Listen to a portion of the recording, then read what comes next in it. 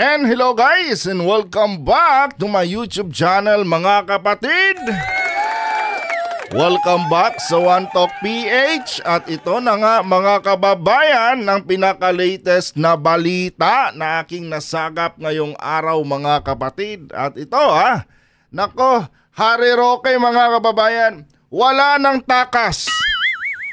Wala na talagang takas mga kapatid. No, malapit nang ma-checkmate. Malapit nang ma-checkmate mga kababayan. Pero bago tayo magpatuloy mga kapatid, huwag kalimutang mag-subscribe at paki-like ang ating video para i-share pa ni YouTube sa iba pang hindi pa nakakapanood. Dumidighay ako. Kakain ko lang kasi mga kapatid. So ito na nga mga kababayan ang pinaka-latest na balita. DOJ issues Immigration Lookout Bulletin versus Harry Roque at doon pa sa 11 niyang mga kasamahan mga kapatid. Naku po, anong ibig sabihin nito mga kababayan? Kasi nga itong si Roque mga kapatid, medyo mabigat yung ebidensya ngayon na siya po ay involved talaga dito sa illegal na operasyon ng Pogo. In fact, mga kababayan, may mga dokumento pa nga, 'di ba, na nagpapakita na talagang siya ay involved, 'di ba? Pero gaya ng sabi natin, kung baga nakagawian na natin dito sa Pilipinas yan A man is innocent until proven guilty. Pero sa case ni Roque ngayon, mga kababayan, medyo mabigat-bigat talaga. Yung mga ebidensya na nakakalap ng ating mga mambabatas ngayon na kung saan parang tinuturo talaga si Roque na malaki talaga yung kanyang partisipasyon dito sa ipinagbabawal na operasyon ng Pogo. Kung kaya't mga kapatid, yung ating Department of Justice, natuto na at nanigurado na mga kababayan. Nanigurado na. Sa anong paraan? Nagbigay sila ng immigration lookout dito kay Harry Roque. Na kung saan mga kapatid, wala nang takas itong si Roque. Kung sakali man mga kababayan na mapatunayan na totoo ngang may involved siya, kung totoo talaga yung sinasabing involvement niya dito sa issue ng Pogo. Kasi nga mga kapatid, natuto na ang ating DOJ. Kung matatandaan nyo mga kababayan, naging komportable, tama ba yung term ko? Naging kumpiyansa tayo noong itong si Alice Go ay isinalang sa hearing, 'di ba? Naging kwan tayo kumbaga hindi natin na-anticipate na pwede pa lang tumakas itong si Go, pagkatapos na mapatunayan yung kanyang karakter bilang isang peking Pilipino. 'Di ba? So ano nangyari mga kapatid? Hinahunting na siya ngayon ng ating batas at hirap na hirap tayo dahil wala tayong idea kung nasa Pilipinas pa ba siya o nasa ibang bansa na o nandun sa China. So ngayon, natuto na ang ating DOJ. Ngayon kasi mga kababayan, napagtanto siguro ng Department of Justice na medyo mabigat-bigat tong kinakaharap ni Roque dahil parang positibo yung kanyang involvement dito. Ang ginawa mga kapatid ng ating Department of Justice, nag-advance na sila, kumbaga naging advance na sila mga kababayan sa kanilang mga hakbang. At ngayon, hinarang na agad itong si Roque sa immigration. 'Di ba? Hinarang na mga kapatid. Yan talaga ang pinakamalas na dumating sa buhay ni Roque ngayon mga kababayan. Dahil gipit na gipit siya dito mga kapatid sa kanyang kinakaharap na issue. Itong sabi dito mga kababayan, an immigration lookout bulletin order has been issued against former presidential spokesperson Harry Roque and 11 other individuals in connection with the case involving Lucky South 99 Corporation, the Philippines offshore gaming operator Pogo Hub that was raided in Pampanga. Na kung saan mga kapatid, merong mga dokumento doon na nakita ng ating mga otoridad na may mga pirma-pirma pa ni Harry Roque. At yung kanyang boylet mga kababayan na taga Bohol ba yon? Doon pa natutulog, doon pa nakatira. Lagot na. Tapos na ang kwan ni Roque dito mga kapatid. tapos na yung kanyang political career. Kung sakali man mapatunayan talaga mga kababayan na totoong involved siya dito sa sinasabing illegal na operasyon ng Pogo. At lalo na mga kababayan na yung kanyang bahay mga kapatid, no, ang tinirahan nito mga high profile, no, na mga pugante doon sa Tuba, Benguet. Nako po. Tapos ngayon mga kababayan, ito pa, no, according kay Roque mga kapatid, no, hindi pa talaga daw niya, no, na-acquire yung bahay na yun. Kasi nga ay plano pa lang talaga niya mga kapatid na solohin yung bahay, no, sa pamamagitan ng anong mga shares na yun na kanyang bibilhin.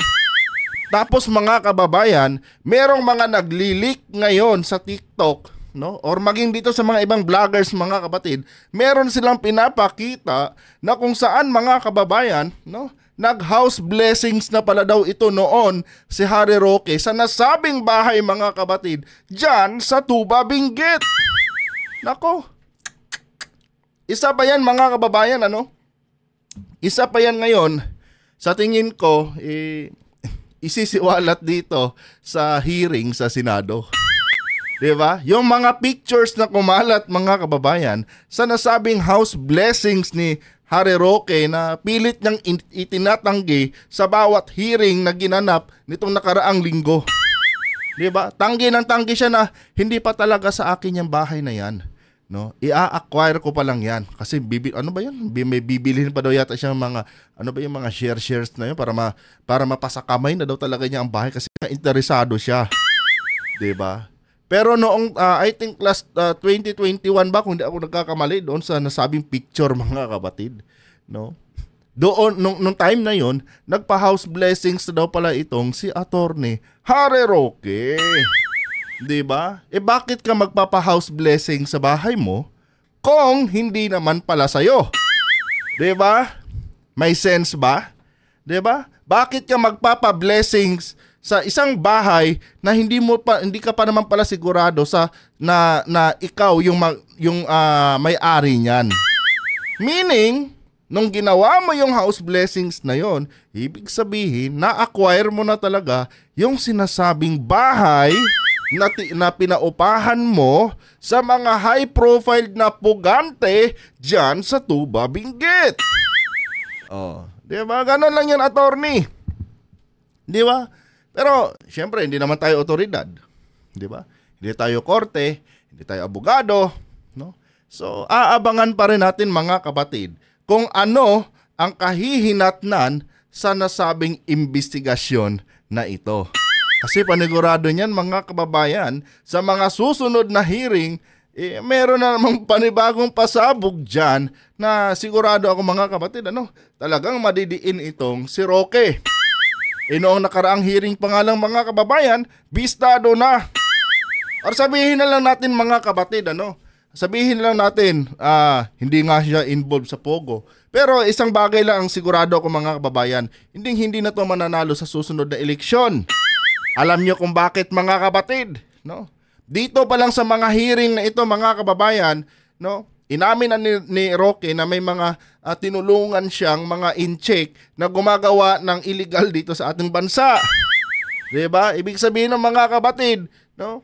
Tinutulungan niya itong mga nationalities na ito, no? Itong mga Chinese nationals na ito na sirain yung ating gobyerno. At papayag ba tayo mga kababayan, sirain yung ating bansa? At papayag ba tayo mga kababayan na ang isang ganitong klaseng tao, no, maupo sa Senado? Siyempre hindi mga kapatid. 'Di ba? Ngayong alam na natin mga kababayan kung ano yung kanyang mga interes pag siya ay nahalal.